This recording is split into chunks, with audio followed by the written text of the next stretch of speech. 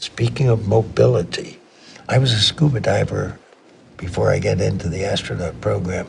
So I became the first astronaut to hitch rides from whale sharks. That's a great means of transportation. You get where you want to go, when you want to go, with the least fuss and muss. That's what we need.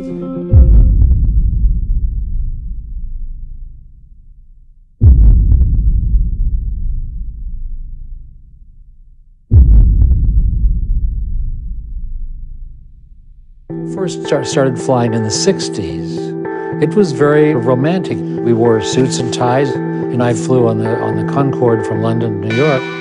3 hours and 15 minutes, going 1,300 miles an hour, sipping on a Grand Cru Montrachet and nibbling on lobster claws and beef tips. That's a ride.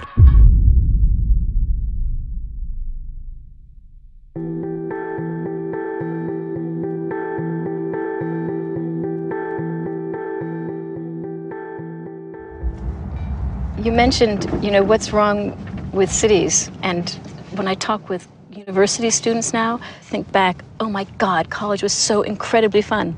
A major reason it was fun is because your work, school, your meals, your friends, your play was all within walking distance. And that's what's right with cities.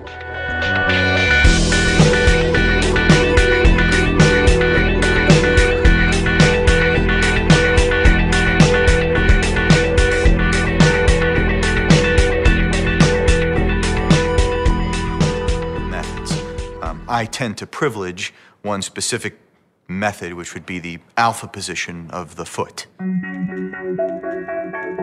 Walking is certainly great for the environment, certainly great for your health. It's certainly fantastic to discover social spaces. It's a great way to mix. The foot is almost perfect. We're going to take a ride around Copenhagen and see some of the infrastructural things that we're doing to, to encourage more people to cycle and to keep our cyclists safe. And this street here is called Nørrebrogade, Northbridge Street. And we're going to take a ride up here because this is actually quite a well-known street this year and the last couple of years from an urban planning perspective and bicycle planning perspective. You can see we've, on this stretch, it's the busiest bicycle street in the Western world, 38,000 cyclists. But what we've done, first of all, is on some of the busy stretches here is we've doubled the bike lanes. We took another lane away from the cars and we have a double bike lane here to accommodate the enormous amount of traffic.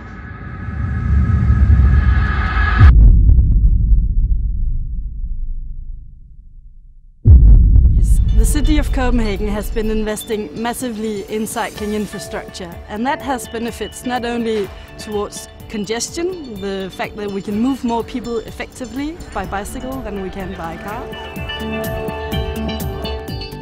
It also benefits public health because people have a much more active lifestyle if they cycle. It also affects the environment because bicycles don't emit CO2.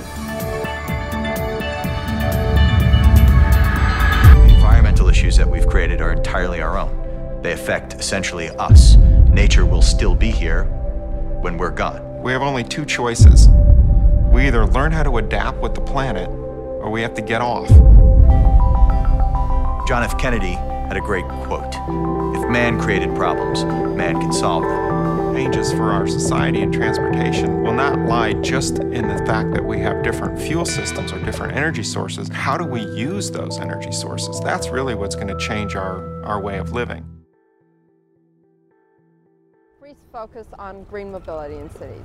So getting people onto public transport, getting them onto bicycles, getting them walking more. It makes good sense for cities, both for the livability and the health of their inhabitants, but also for the financial situation in the city. So great cities that are livable are places that attract businesses, they're places we want to move to, and eventually we'll have better finances in our cities. In public transport systems happening right now globally, and we expect it to grow a lot over the next years. It is about ensuring that there are high quality, easy accessible and affordable public transport cities in the systems in the growing cities of this world. So maybe that's why public transport is one of the strongest growing market for contactless technology.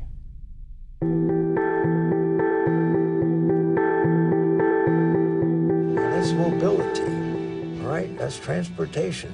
and we have new generations coming along, and things are rapidly increasing. And it's time now to move on.